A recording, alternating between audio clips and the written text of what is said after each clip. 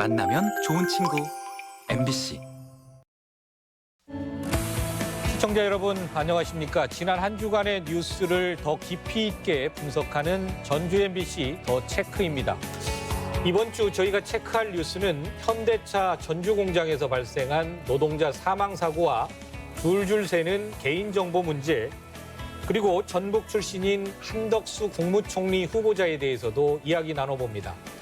먼저 뉴스 체크 시간입니다. 신명교 노무사, 한범수 전주 MBC 기자 나오셨습니다. 어서 오십시오. 안녕하십니까? 안녕하십니까? 예. 네, 현대자동차 전주 공장에서 작업 중에 40대 노동자가 숨지는 사고가 발생했는데요. 이 이야기 먼저 해보겠습니다. 노무사님, 어떤 사고죠? 현대차 전주 공장은 상용 트럭과 버스를 생산하는 회사이지 않습니까?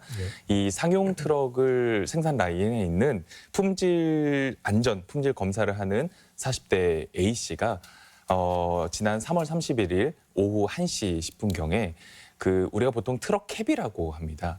이 트럭 화물차에 운전자가 타고 있는 공간인데요. 예. 시제품을 만드는 차량이었다고 하더라고요. 그러니까 이 트럭 캡을 앞으로 이렇게 살짝 기울인 다음에, 그러니까 차체 프레임과 트럭 캡 사이에서 일을 하다가 예. 트럭 캡이 중량이 한 약 800kg 정도 됩니다. 예. 이게 갑자기 내려오면서 이렇게 끼어서 사망하는 사고가 발생한 겁니다. 그랬군요. 네. 예, 한범수 기자, 그 사고 다음 날 노동조합이 언론에 현장도 공개하고 여러 좀 발표를 했어요. 문제점이나 이런 것도 얘기를 좀 한 것 같은데 어떤 이야기가 나왔죠? 예, 당시 노조는 이 사고가 명백한 회사의 관리 부실, 과실로 인한 것이다 이렇게 밝혔습니다. 예. 당시 그 사고를 당한 피해자가 검수 업무만 담당하는 직원이었는데 본연의 업무가 아니라 보정 작업까지 시킴으로써 예. 이렇게 부실한 사고가 일어난 게 됐다. 예. 부실한 사고가 일어나게 됐다 이렇게 밝혔고요. 예. 또 2인 1조로 운영되지 않고 예. 본인 혼자서 들어가서 작업을 하다가 정확히 어떻게 사고가 일어났는지도 모르는 상태에서 변을 당했다. 이런 아쉬움도 발표를 했습니다. 회사에 좀 문제가 있는 사고였다라고 했다는 거죠. 노무사님, 지금 네. 이제 법적인 문제가 연관이 될 수밖에 없는데요. 예. 사고 내용 좀 보면서 좀 문제가 될 수 있겠다 이렇게 느끼시는 부분이 좀 있습니까? 일단은 법률적인 차원에서 조금 짚고 가야 될 부분이 하나가 있습니다. 그러니까 예. 뭐냐면 우리나라 법 체계는 사고가 나지 않게 예방하라고 만든 법이 산업안전보건법이고요. 예. 사고가 난 사람에게 보상해 주는 게 산재보상보험법입니다. 예. 그런데 이 산업안전보건법이 기존에 여러 가지 문제가 있었는데 첫 번째 가장 큰 문제였던 건 어떤 거냐면 사업주가 산업안전보건법 제15조에 따라서 안전보건 관리를 어떤 관리자에게 위임할 수 있는 겁니다. 예. 그러니까 안전보건 총괄 책임자라든가 안전보건 관리자가 직원들의 안전을 책임지는 업무를 하기 때문에 실질적으로 사망사고가 발생해도 사업주는 처벌되지 않고 안전관리 책임자가 처벌받는 겁니다. 이 사건 같은 경우가 현대차 전주 공장의 공장장이 대표적인 케이스겠습니다. 예. 그러면 산업안전보건법 위반이 확실하다면 공장장이 처벌되는 거겠고 예. 최근에 이런 산업안전보건법이 처벌도 너무 작고 기소율이 이제 우리 노동부가 연구 용역한 판례 분석 자료에 따르면 2020년 1월부터 2021년 8월까지 산안법 위반 기소된 사람에게 실형이 선고된 비율이 2.1%에 불과하거든요. 예. 그러니까 너무 처벌도 낮고 실제 처벌 기준도 한 7개월 정도밖에 안 되니까 중대재해처벌법이 만들어진 건데 만약에 이 중대재해처벌법이 적용이 된다면 공장장이 처벌되는 게 아니고 예. 현대자동차의 어떤 총수라든가 실질적인 사업주가 처벌되는 결과로 이어질 수 있을 것 같습니다. 예. 그러니까 과거에 있었던 산업안전보건법상에는 안전관리 의무를 다른 사람에게 위임할 수 있기 때문에 네. 조금 빠져나갈 수도 있고 그다음에 네. 처벌 사례도 많지 않다. 예. 하지만 중대재해처벌법이 올해 1월부터 발효가 됐어요. 예. 이 사고를 저희가 주목하는 이유가 이제 일어나서는 안 될 사고가 네. 완성차 업계라는 어떤 대형 회사, 대형 공장에서 일어났다라는 부분도 있고요.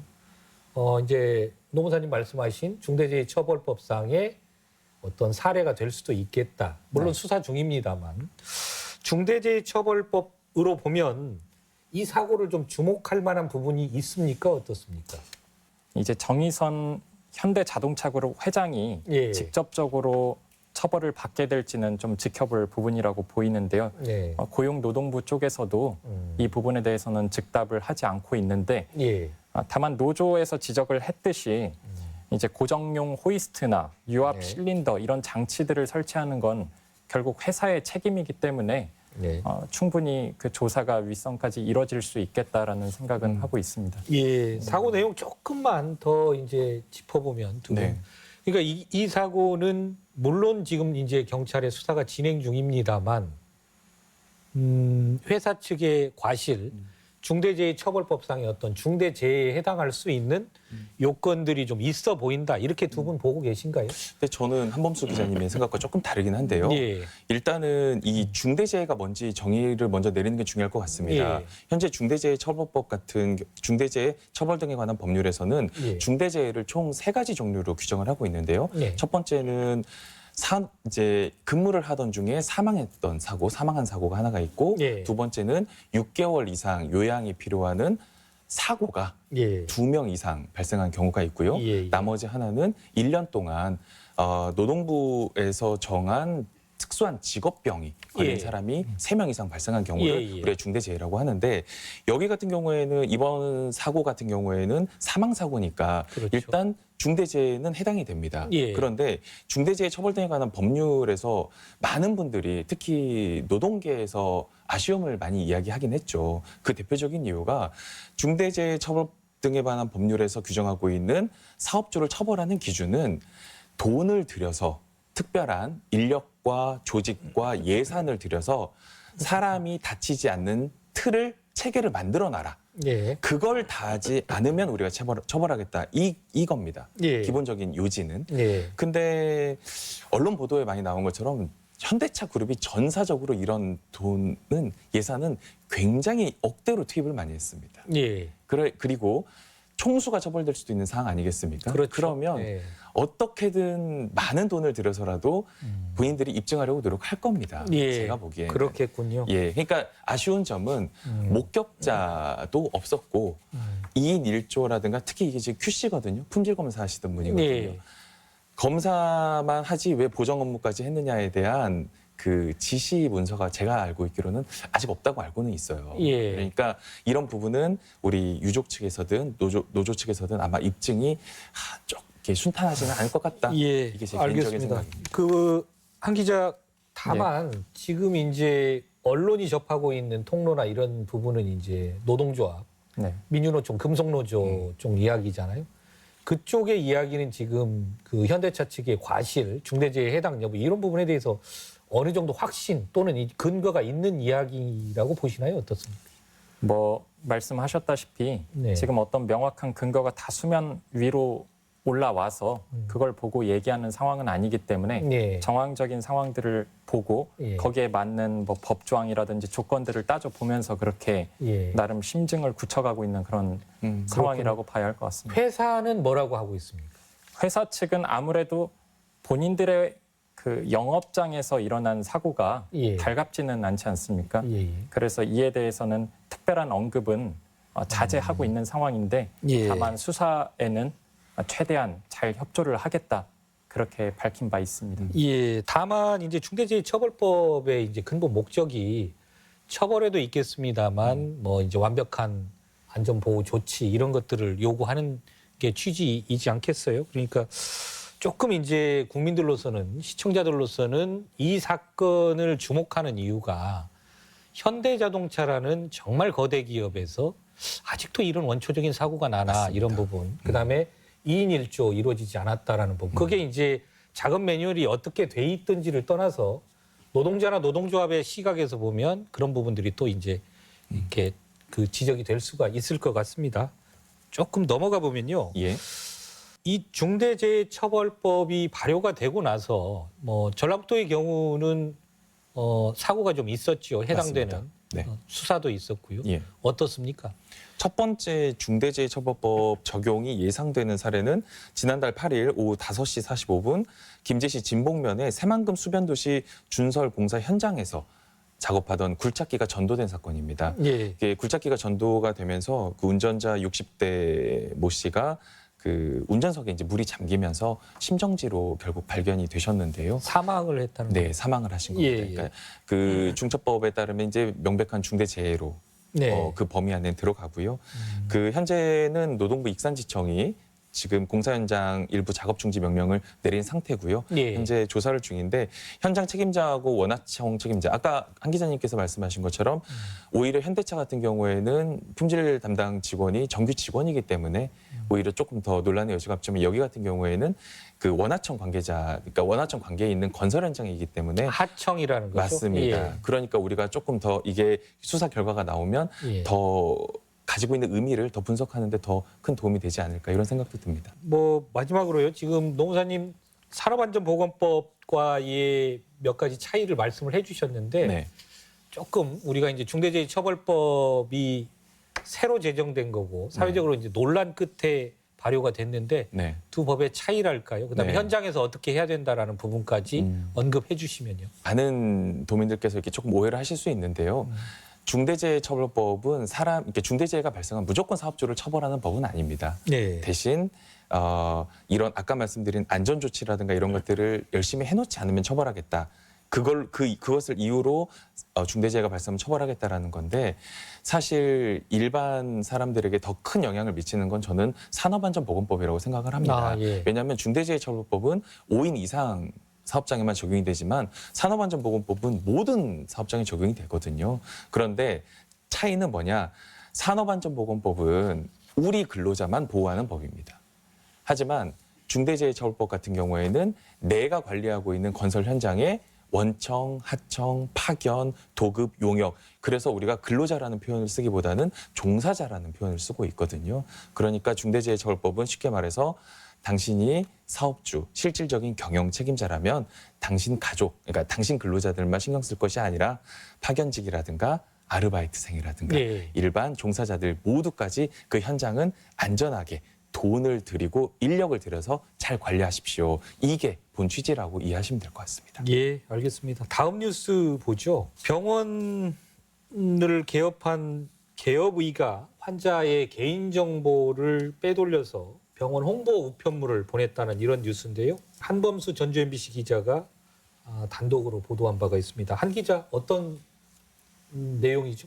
예, 그 전주에서 최근에 예. 한 달 정도 전에 개업한 산부인과 병원에서 병원장이 예비 환자들에게 가정마다 홍보 우편물을 발송했던 그런 사건입니다. 개인정보를 알았기 때문에 이제 보낸 거잖아요. 어떻게 알게 돼? 어떻게 빼돌린 거죠?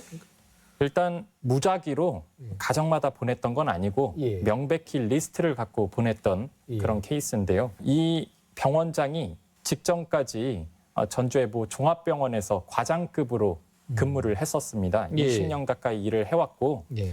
최근 몇 년 동안 자신이 진료를 받던 환자들의 목록을 확인해서 적어놨다가 예. 개업을 하면서 홍보용으로 영리 예. 목적으로 사용을 했던 것이었죠. 그렇게 해도 되나 싶은 생각이 하나 들고요. 종합병원에서는 뭐라고 합니까? 자기 어찌 보면 종합병원의 정보인데 그걸 가지고 나갔단 말이죠. 종합병원은 뭐라고 그러나요? 예, 그 병원 측은 종합병원 측은 이건 의사 개인의 일탈이다. 이거는 시스템에 문제가 있는 건 아니고 예. 의사의 윤리나 판단에 문제가 있었던 것이다라고 말을 하고 있고요. 다만 같은 일이 반복되지 않기 위해서 지금 내부 교육을 강화하고 있다. 그런 거를 계속 사내에서 고지를 하고 공시를 하고 그러고 있다. 이렇게 얘기를 하고 있습니다. 글쎄요. 그렇게 이야기하고 넘어갈 문제인지는 모르겠는데 수사가 좀 진행 중입니까? 어떻습니까? 개인정보보호법 같은 경우에는 이제 반의사 불벌죄, 친고죄 네. 등에 연결돼 있는 그런 내용이기 때문에 예. 지금 피해자가 예. 신고를 하지는 않은 상태입니다. 그래서 수사가 이루어지고 있지는 않습니다. 노무사님 이게 이제 그 수사 여부 내지는 처벌은 변론으로 하고요. 예. 이게 문제이고 또 위법한 상황인 거는 분명한 것 같아요. 맞습니다. 그렇죠? 그러니까, 예, 지금 저는 약간 좀 아쉬웠던 부분이 어떤 부분이냐면 아까 한 기자님께서 말씀하신 것처럼 병원 측에서는 한 의사의 일탈이다 이렇게 말씀을 하셨는데 개인정보보호법 제28조를 보면 개인정보 취급자에 대한 감독 의무가 분명히 명시되어 있거든요. 예. 그러면 이것은 오히려 한 의사의 일탈이다 이렇게 이야기할 것이 아니고 우리 병원이 개인정보 취급자 전반에 대한 감독이 소홀했습니다라고 사과해야 될 부분입니다. 네. 그 부분을 개인 의사의 일탈이라고 이야기한 것은 예. 조금 실망스럽다 이렇게 예. 얘기하고 싶습니다. 실제로 선 사과고요. 그다음에 네. 분명히 이게 이제 위법의 문제이기 때문에 네. 뭐 반의사불벌죄이기 때문에 처벌을 원하지 않는다고 하면은 이제 처벌은 안 되겠지만 위법의 문제고 처벌도 할 수 있는 수사도 할 수 있는 네. 상황임에는 분명해 보입니다. 그리고 이제 두 분께 여쭤보면 이게 일반 개인정보에 비해서 환자의 개인정보, 병원의 개인정보는 더욱더 민감하지 않습니까? 환자의 어떤 주소나 성별 정도에 그치는 게 아니라 어떤 병원의 진료 기록, 그다음에 처방 기록, 이 사람이 어디가 아팠는가까지 이렇게 공개가 된다는 거 아닙니까? 그래서 병원의 개인정보는 더욱더 민감하게 다뤄줘야 될 것 같은데요. 그 부분 어떻습니까? 예, 사실 개인정보 의식이 높아지고 예. 환자 보호 의식도 높아졌기 때문에 그 장치가 아예 없는 건 아닙니다. 예. 병원마다 환자 정보를 살펴볼 때 사실 그 상위 책임자에게 승인을 받는 그런 절차가 있습니다. 예. 그런데 본인이 직접 관리했던 환자, 예. 진료했던 환자는 예외가 되는 것이죠. 예. 이런 그 빈틈에서 이번 사건도 벌어졌다고 볼 수 있을 것 같습니다. 예. 그렇군요. 이런 사례가 처음은 아닐 거예요. 농사님. 맞습니다. 그렇죠? 예. 크게 두 가지로 한번 볼 수 있을 것 같은데요. 예. 최근에 있었던 일은 그 연세 세브란스 병원이라든가 가톨릭 성모병원을 비롯해서 무더기로 아. 개인정보 유출이 있었던 사건이 실제 최근에 있었고요. 그런 대형 병원에서요. 예. 그리고 우리 전주 지역 같은 경우에도 아마 MBC에서 한번 1년 전에 한번 보도를 했을 겁니다. 예. 그 의료 관련된 서류를 잘 보관을 다른 서류와 같이 이렇게 파쇄하지 않고 네. 폐지업자에게 주는 바람에 도로나 이런 데 밖에 굴러다니고 예. 이래가지고 우리 지역에서도 크게 한번 이슈가 된 적이 있었거든요. 예. 그러니까 다른 지금 개인정보보호법이 도입이 되고 1년에 한 번씩 개인정보 보호 교육이 의무화돼 있지 않습니까? 예. 그럼에도 불구하고 이 병원에서 지금 인지하고 있는 개인정보의 수준이 너무 낮은 거 아닌가 이런 아쉬움이 남습니다. 그렇군요. 예, 저희 또 이제 조금 이야기를 확대해 보면 요즘 이제 지방선거철이라서 여러분들 뭐 정말 많은 그 여론조사 관련 문자를 받잖아요. 여론조사에 임해 주세요. 저를 지지해 주세요. 이런 문자 엄청 받는데 이 사람이 내 전화번호를 어떻게 알지? 이런 생각들 다 해보셨을 거예요. 이거 어떻게 빠져나가는 겁니까, 이거? 예를 들어 어떤 정당의 권리당원으로 있거나 하면은 네. 개인정보가 그 정당 측에 전달이 되기 때문에 네. 그걸 활용해서 문자가 오는 것까지를 위법하다고 말할 수는 없을 것 같습니다. 다만 그렇지 않은 경우들이 많이 있잖아요. 예. 그런 경우는 분명하게 불법이라고 예. 말할 수 있다고 하더라고요. 개인정보보호법 20조에 따르면 이제 이런 상황에선 발신자가 전화를 해서 어떻게 개인정보를 얻어낸 거냐 이렇게 따질 수 있고 예. 그거를 제대로 설명하지 못하면 예. 뭐 처벌까지 이어질 수 있다 이렇게 돼 있는데 예. 이 부분 많이 참고하면은 예. 비슷한 일이 좀 줄어들지 않을까 그렇게 생각합니다. 대부분의 사례는 기분 나쁘고 말겠지만 일부 시민들 분 중에는 이거를 문제 제기하고 있는 것으로 알고 있어요. 그리고 실제로 뭐 이 처벌도 이루어지고 있는 걸로 알고 있는데요. 다만 이제 저희가 요즘 살면서 개인정보를 노출해야 될 때가 참 많아요. 인터넷에서 상거래할 때도 그렇고 앱 하나 다운받을 때도 뭐 몇 가지를 넣잖아요. 어떻게 좀 안전하게 대응할 수 있는 방법이 없겠습니까?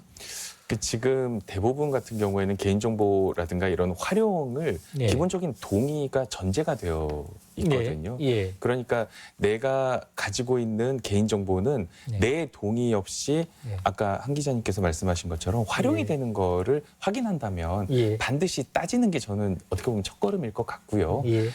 특히 정치권 방금 말씀하신 것처럼 많이 지인들의 정보도 실질적으로 그 후보 측으로 넘기는 관행들도 많이 있다고 알고 있거든요. 예. 그런 것도 자제해야 되는 문화가 조금 필요하지 않을까 싶습니다. 예, 알겠습니다. 한 기자 뭐 추가로 한 예. 말씀 있습니다. 또 이제 국무총리 직속에 그 장관급으로 개인정보보호위원회가 있습니다. 예. 여기 국번 없이 118로 신고하면 연결될 수 있다고 하는데요. 이곳에서 개인정보와 관련된 정책을 만들기도 하지만 침해 신고를 받고 그거에 대해서 조치를 해준다고도 합니다. 그래서 개인정보 유출로 인한 피해가 있을 경우에 이 방법을 취해 보시는 것도 괜찮은 선택일 것 같습니다. 예, 잘 알겠습니다. 저희 이번 주 뉴스 체크였습니다. 신명교 노무사 한범수 기자였습니다. 고맙습니다.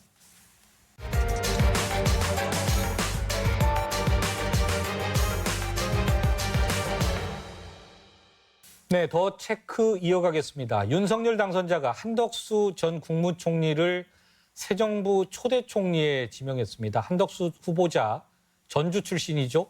호남을 배려한 탕평 인사라는 얘기도 있고요. 국회 인사청문 절차 등을 고려한 포석이다. 여러 이야기들이 나오고 있습니다. 오늘 의견 나눠보겠습니다. 두 분 모셨습니다. 어서 오십시오.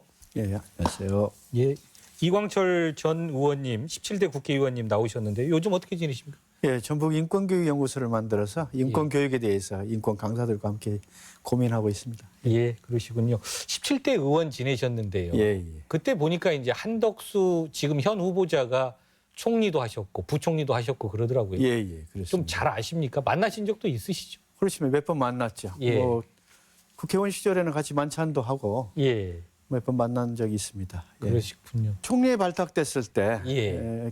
그때 전북 출신 의원단과 함께 그다음에 김원기 의장님과 함께 예, 그리고 전라북도 지사인 김한주 지사와 함께 총리실에서 만찬을 같이 하고 예. 뭐 이랬던 적도 있고요. 예. 어차피 전북 출신 경제부 장관이었기 때문에 예, 예산 문제 갖고 몇 번씩 만난 적은 있습니다. 예. 어떤 사람이라고 느끼셨어요 그때?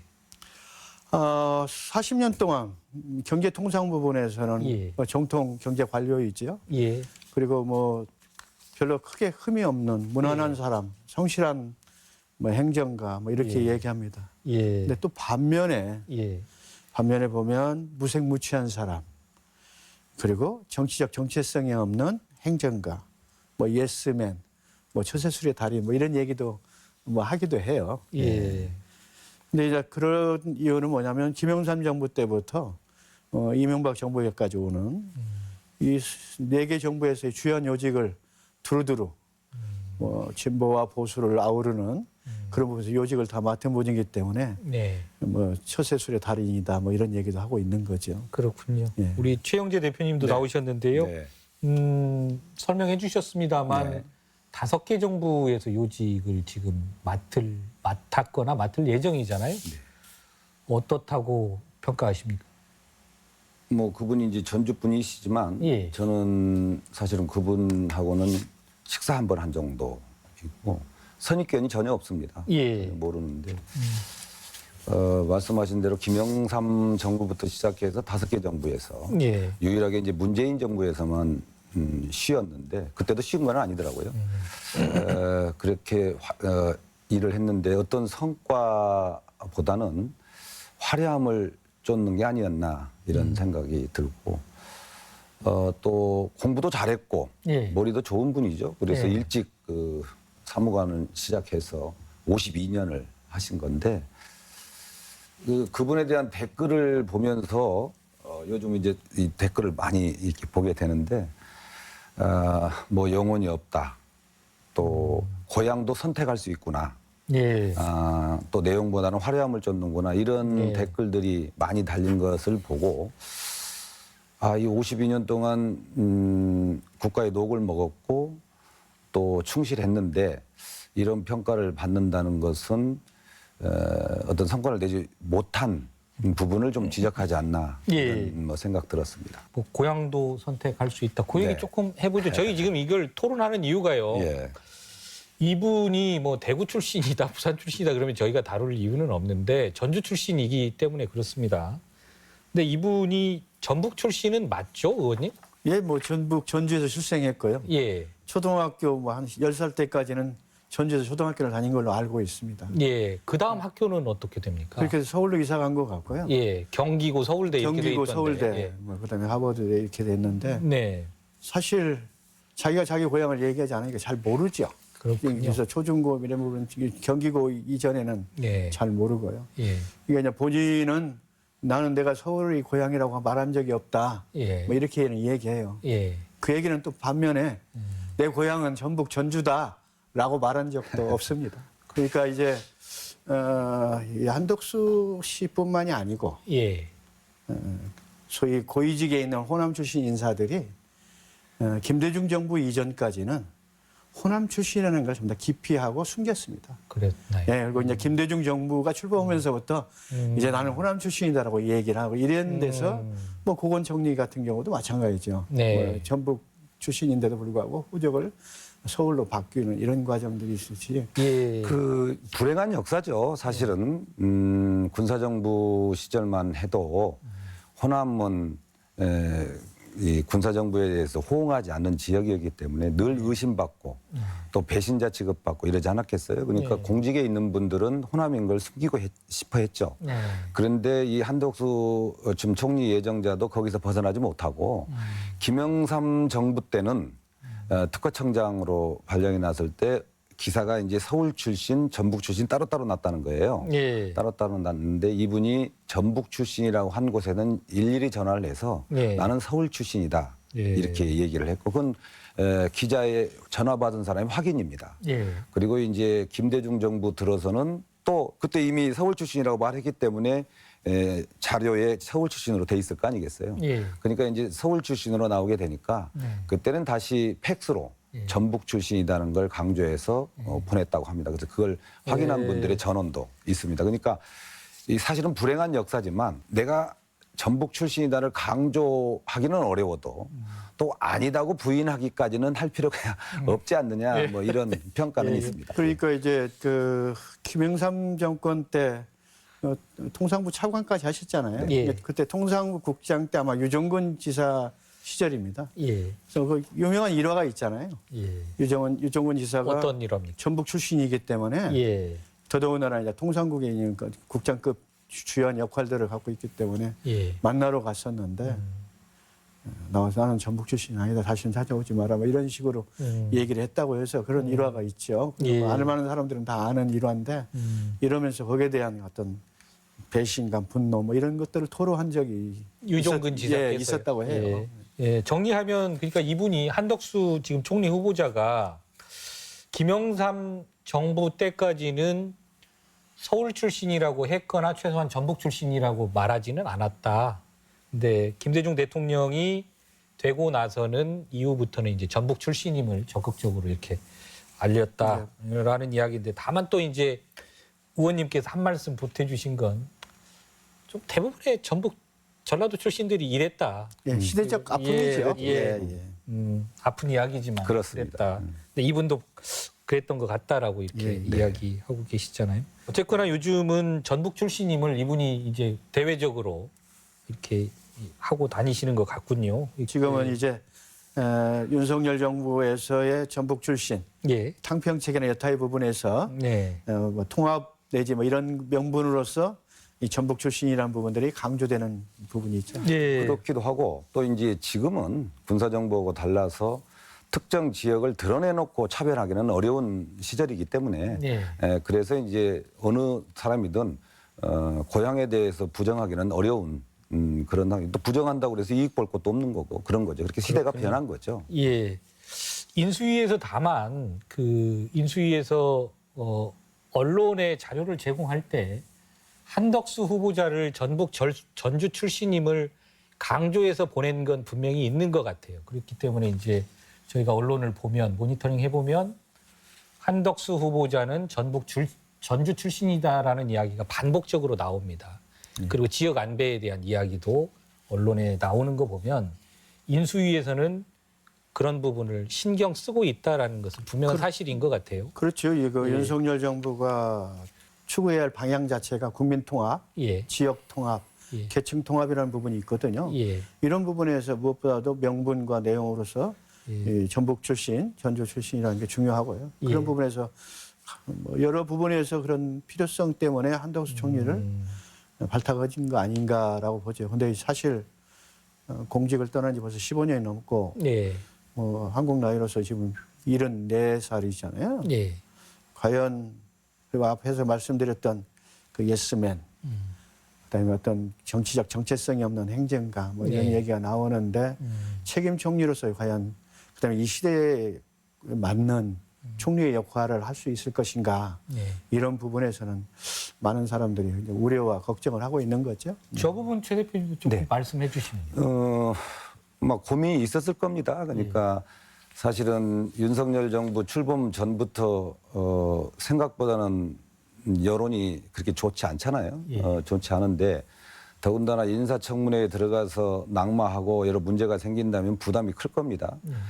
그래서 이분의 능력도 능력이지만 호남 출신이라는 것 그리고 진보 민주정부에 몸을 담았다는 것 이래서 청문회 통과에 부담이 없을 거다 이런 판단이 있었을 거고 또 이 정책을 지금 준비가 덜 된 정책을 실현시키기 위해서는 좀 노련한 관리자가 필요했을 거다 이렇게 보여집니다. 그래서 그런 점이라든지 또 지금 책임 총리 또 실세 총리 이렇게 해주면 거기와는 거리가 좀 멀어서 이런 분들 윤핵관이라든지 실세들이 있는데 그분들이 충분히 일해도 그 자기들 구상대로 일을 해도 거기에 반론을 제기하거나 또 이견을 제기하는 것보다는 관리용, 무마시키는 이런 역할을 하는데 적절한 걸로 평가한 것으로 이렇게 보여집니다. 예.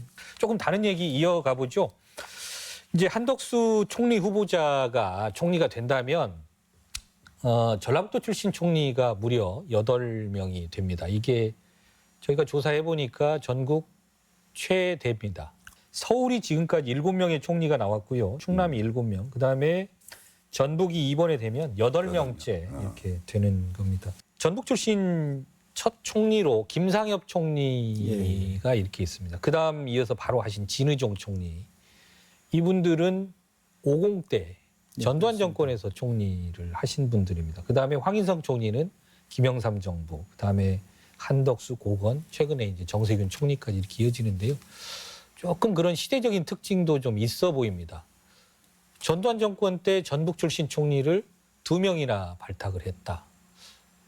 여튼 뭐 지역 화합이라는 부분이 제일 컸을 거고요. 예. 그다음에 아까 한덕수 총리도 얘기했지만 전북 출신의 고위직이라는 분들이 거기까지 오는 과정에서는 무색무취할 수밖에 없었다라는 거죠. 자기의 정치적 정체성이라든가 고향 출신조차도 제대로 드러내지 않는 네. 이런 과정이기 때문에 어디 가서는 이 소위 집권자로서의 활용할 수 있는 부분에서 역할이 좀 컸지 않았을까. 예. 그리고 가장 중요하게는 뭐 국민 통합 사실 고향의 정체성을 갖고 있지는 않은데 네. 국민 통합적 과정에서의 호남 출신 내지 전북 출신이라는 카드가 정치적으로는 상당히 좀 주요한 목표가 있었지 않나 이렇게 생각이 듭니다. 예. 전북의 이미지가 좀 좋은가 봐요. 그런가요? 뭐 전북의 이미지가 글쎄 우리는 좋은데 예. 그때 군사정부나 이때는 어땠는지는 모르겠어요. 다만 이제 군사정부에서 사실은 보안사 하사관 예. 만큼의 권한도 없는 게 총리였다 이런 정도거든요. 그러니까 예. 거의 구색 맞추기였고 호남을 탄압했고 사실은 이 군사정부 특히 영남을 중심으로 한 군사정부에서는 호남에 대해서 고립시키면서 오히려 영남의 지지를 더 받는 지금 진보 정부에서는 동진 정책을 통해서 그 같이 균형 있게 하려고 얼마나 노력을 했습니까? 그러니까 선출직이 많이 안 되니까 네. 임명직을 통해서 영남에 많이 접근을 했었거든요. 근데 이 정부에서는 역대 군사 독재 정부나 보수 정부에서는 그런 일을 못 했던 건데 그저 힘 없지만 구색 맞추기였단 말이죠. 그런데 이제 책임 총리제, 총리의 역할이 커지면서 그때부터는 이제 우리 총리가 사실은 전북 지역에서 안 나타났고 유일하게 이제 정세균 그렇죠. 총리가 네. 이제 역할을 하신 건데 예. 실세 총리가 아닌 의전 총리, 구색 맞추기 총리에서는 호남이 좀 좋았고 또 호남에서 무색무취하면서 훌륭한 어떤 인격을 갖춘 분들이 있었기 때문에 또 국민적으로 공감대를 얻을 수 있는 분이 있었기 때문에 임명을 했지만 그분들의 역할은 아까 말씀드린 대로 군인 출신의 어떤 하사관보다도 그 역할을 못했기 때문에 역할은 하지 못했다. 기대에 미치지 못한 그런 인사였다 이렇게 보는 것이죠. 예. 충남과 전북은 아까 말한 명분 카드잖아요. 실제적으로. 네. 그런 부분에서 활용했다. 정치적으로. 예. 그리고 말씀한 것처럼 총리라는 게 실세 총리가 없었잖아요. 네. 그냥 명분에 대한 구색 맞추기에 급급한 부분이었죠. 전북 실세 총리 그다음에 명분 요 말씀해 주셨는데 전북의 총리들이 이제 이렇게 많았는데 그 역량 역할은 어땠다고 보십니까? 그러니까 지역에 좀 도움이 됐을까요? 물론 총리가 전북만을 챙기는 자리는 아닙니다만 두루두루해서 국가의 발전이든 지역의 발전이든 어땠다고 평가를 할 수 있을까요? 그거는 이렇죠. 그러니까 우리 전북 도민들이 사실은 장관이든 총리든 우리 전북을 위해서 해달라 이렇게 겉으로 얘기하지만 속으로는 전체 균형 발전 좀 제대로 된 일을 해달라 이런 거거든요. 그러니까 군사정부든 어디든 총리를 하게 되면 권한을 행사하고 또 굽힌 데는 펴주고 막힌 데는 뚫어주고 이런 역할을 원했는데 전혀 그렇지 않고 대독하는 그러니까 뭐 어떤 민주화 운동하는 데에도 그런 하지 말라고 막는 성명서나 낸다 이런 역할만 했단 말이에요. 그러니까 그런 기대에 미치지 못한 건데 이제 지금 시대에는 그런 정도는 아니니까 이제 그리고 한마디 한마디가 다 국민들에게 전달되는 거 아니겠어요? 그래서 우리 전라북도가 요청하는 뭐 균형 발전이라든지 우리가 그렇게 낙후된 거에 대한 어떤 보완이라든지 이런 거에 대한 분명한 철학 그래서 전북 같은 경우는 전북의 발전 전략이 있을 거란 말이에요. 그러니까 대기업 중심이 아니라 중소기업이라든지 농업이라든지 문화라든지 이런 부분에서 목소리를 내면서 발전시킬 수 있는 이런 철학도 그렇게 변화된 시각을 좀 가진다면 어디 출신이든 우리 전북 도민들이 지원할 텐데 더더군다나 전북 출신이라면 얼마나 두 손 들고 박수 칠까. 그래서 그런 역할을 좀 해줬으면 좋겠다 이런 생각이에요. 네. 그러니까 이제 총리로서의 이제 역할, 뭐 훌륭한 역할이 필요하지요. 그것이 결국 이제 전북에도 도움이 될 수 있다. 근데 우리가 흔히 이제 전북 출신 총리 기대하는 건 총리가 되면 인사에 있어서 전북 사람들을 좀 챙기는 문제, 그다음에 전북에 있는 사업들에 대해서 좀 예산적으로 좀 배려하거나 뭐 이런 거 아니겠어요? 예산과 함께 사업들에 대해서 좀 낙후된 지역이니까 특히 총리로서 전북 출신 총리로서 좀 관심을 가져야 하지 않냐라는데 이런 부분에서 실제적으로 역대 7명의 총리가 나왔지만 뭐 인사에서나 예산에서나 아무것도 한 거 없지 않냐라는 거죠. 자, 그래서 사실 아까 말한 대독 총리가 아니라 책임 총리가 필요하고 그러한 자기의 어떤 지방적 그 정체성들을 갖는 고향의 정체성도 갖고 정치적 정체성을 갖는 그러한 총리가 나와야 하는데라고 하는데 여전히 그런 부분이 좀 부족함이 있고 실제적으로 전북 지역 발전이 없다. 그런데 이제 총리의 역할은 또 그럴 수 있지만 더 중요한 건 전북 출신의 총리가 나왔으니까 전북에 있는 단체장들 정치인들이 보다 그런 좋은 사업들을 갖고 관철시킬 수 있도록 창의적인 어떤 사업의 개발 그다음에 정치권이 하나가 돼서 그런 것들을 관철해내기 위한 노력들이 필요합니다. 근데 실제적으로 그런 부분이 너무 부족해요. 그런 부분에 있어서 단체장들이나 특히 도의사 같은 경우는 기본적인 그런 사업들을 만들어서 그것들이 관철될 수 있도록 아이디어를 내고 그 사업들을 추진해야 하는데 되게 영남 쪽에서 오는 사업 계획안들을 보면 수백 페이지에 달하는 건데 전라북도에서 오는 사업 계획안들을 보면 앞, 뒤 빼면 사쪽이에요. 이런 식의 가지고 뭘 달라고 하는 건 어렵다. 그래서 그런 부분들은 정말 지방정부와 지역 정치권들이 합심해서 새로운 어떤 방안들을 모색하고 노력해야 한다. 지역 발전하는데 인물의 등용도 중요하지만 그 지역의 노력 그런 것도 중요하다. 근데 전북은 너무 그게 부족하더라라는 말씀이셨습니다. 저희 이제 총리 지역 출신 이야기까지 해봤는데요. 분명히 이제 이 자리에서 나온 이야기가 총리 뭐 전북의 지역 안배 차원에서 전북, 충남 이런 총리를 뭐 이렇게 발탁을 하는 것 같다라는 말씀도 해주셨는데요. 인사에서 분명히 이제 지역을 안배하고 지역을 고려하는 부분은 있는 것 같아요. 그래서 전라북도는 한때 이제 전북목 찾기 이런 운동도 했지 않습니까? 그 요체를 들여다보면 전북에 대한 예산, 사업도 중요한데 실제로는 전북 인물을 좀 많이 등용해라 이런 이야기였기도 합니다. 박근혜 이명박 정부에서 워낙 전북의 인물들이 씨가 마르다시피 하고 뭐 이런 부작용들을 겪고 그랬기 때문에 그랬는데요. 전북목 찾기의 성과라고 할까요? 결과를 어떻게 평가할 수 있을까요, 의원님? 글쎄요, 많은 사람들이 인재에 등용했다 하더라도 그 사람들이 다시 전북을 위해서 뭔가 고민하고 이게 다시 되돌아와야 하는데 그 부분은 부족했지 않나. 결국 사람을 배출하지만 그 사람들에 대한 어떤 출세 입지 양명은 좋았을지 모르지만 지역 발전에 있어서는 대단히 부족했던 부분이지 않나. 그래서 정말 전북 출신이 그렇게 어떤 역할을 맡는다라면 지금 낙후된 전북을 위해서 그리고 그 고향을 위해서 뭔가 고민하고 노력하는 것들이 같이 이루어질 때 가능하지 않나 이렇게 생각이 듭니다. 대표님, 그 도민들에게 어떻게 체감할 수 있는 그런 건 없었지 않나 싶어요. 저는 우리 도민들이 나 정말 늦게 우리 전북만 챙겨라 이렇게 요구하지 않는다고 생각해요. 예. 그러니까 우선 아까 참여정부에 고위직이 많았는데 김원기 국회의장이 나중에 그 할 때 이런 말씀하시더라고요. 고위직에는 많이 갔는데 노무현 대통령께서는 그렇게 앉혀놓으면 그분들이 이제 허리를 채울 걸로 생각을 했다는 거예요. 예. 근데 허리를 채우지 못한 거예요. 물론 사람이 없었기도 하고 그러지만 그런 소리를 못 낸 겁니다. 그러니까 이 한덕수 총리도 사실은 이제 그동안 그렇게 고향을 숨기고 이랬었다면 이제 고향에 자랑스럽게 생각하도록 이 허리에도 사람을 채우는 그런 역할을 해야 되겠고요. 또 이제 수도권 중심 재벌 정책 뭐 이런 것들은 벗어나서 지역 중심으로 만들어낸다면 자연스럽게 전북 몫이 찾아질 거라고 봐요. 그래서 그러면서 본인이 한 가지를 어떤 또 저 총리뿐만 아니라 누구든 전북에 내가 한 가지를 주어서 뭔 시혜를 주는 것처럼 행동하는 게 아니라 국민을 전북인을 주체로 세워내서 그들이 원하는 것을 조그만 거라도 해결해 줌으로써 그들의 발전 저작을 가질 수 있도록 만들어주는 것. 이것이 저는 전북목 찾기다 이렇게 생각합니다. 저희 좀 시간이 거의 마무리가 돼가고 있는데요.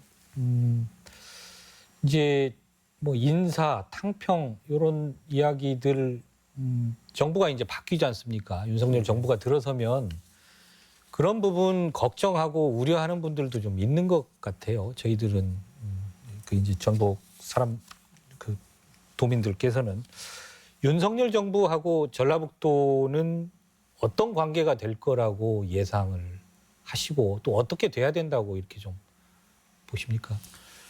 그러니까요. 그 인사 정책에 있어서의 구색 맞추기가 아니고 예. 실질적으로 지역 균형 발전이라든가 그다음에 국민 통합, 지역 통합을 할 수 있는 정책 리더십을 발휘해야 할 텐데 예. 그 부분이 사실 제일 염려가 되고 안타깝습니다. 지금 인수의 내용과 형식을 보면 예. 거의 점령군적인 형태의 양상을 보이면서 오히려 갈등을 부추기고 대결적 구도를 통해서 정책 이익을 보려고 하는 부분이 많아서 네. 이제 그런 부분에서 자꾸 염려가 되는 겁니다. 염려가 돼서 그래서 나는 한덕수 총리가 그런 어떤 탕평책에 있어서의 대독 총리가 아니라 실질적 총리로서의 통합해내는 그리고 이 통상외교의 전문가니까 소위 국익 중심의 실용외교로 가는 이런 부분으로 요청하는 부분인데 하여튼 뭐 여러 가지 기대와 함께 염려가 참 많습니다. 예. 우리 도민들이 지금도 여전히 상심이 큽니다. 예. 정권 연장을 하지 못하고 그래서 상심이 큰데 저는 이렇게 현재 전북 도민과 윤석열 정부와는 윤석열 정부가 잘해야 된다 이렇게 생각합니다. 허기에 달렸다 이렇게 봐요. 문재인 정부 출범할 때 대구에서 대구 언론에 이런 기사가 났어요. 우리가 21%나 지지했다. 그러니까 18%에도 21% 3% 올라가도 문재인이 됐다. 그러니까 예. 문재인 정부 우리한테 잘해라 이랬거든요. 예. 근데 역대로 진보 정부는 영남에 엄청 잘했습니다. 뭐 산업적으로나 인물이나 그 같이 균형 발전을 하기 위해서. 그러나 보수 정부는 여기를 고립시켰습니다. 이제는 고립시키지 않고 인재도 과감하게 발굴하고 또 전북이나 호남이 일어날 수 있도록 계속해서 여기 도민들에게 요구할 게 아니라 본인들이 할 걸 계속 해주다 보면 착하고 또 미래에 대해서 생각하는 또 전략적으로 생각하는 우리 도민들도 달라질 거다 생각합니다. 그러니까 도민에게 요구한 것보다 그리고 최대로 많이 나왔잖아요. 14.2%, 4% 예. 이렇게 많이 나왔어. 그러니까 이런 것을 감안해서 충분히 전북에 베풀면 도민들이 달라질 거다. 달라질 때까지 베풀어라. 저는 이렇게 요구하고 싶습니다. 예, 알겠습니다. 네, 여러분 오늘 여러 얘기 나눠봤는데요. 사람 출신지 따지는 것만큼 잘못되고 또 비겁한 일도 없을 겁니다. 편견이나 고정관념도 문제지만 수십 년간 전라도 사람들이 이유 없이 피해를 봤기 때문인데요. 그래서 고향을 숨겼다는 민망하고 또 때로는 가슴 아프기도 한 얘기가 나오는 것 같습니다. 윤석열 당선자가 이런 얘기했죠. 후보 시절에요. 호남이 잘 돼야 영남이 잘 되고 대한민국이 잘 된다라고 말했습니다. 그 말 꼭 지키시길 바라겠습니다. 마치겠습니다. 여러분 고맙습니다.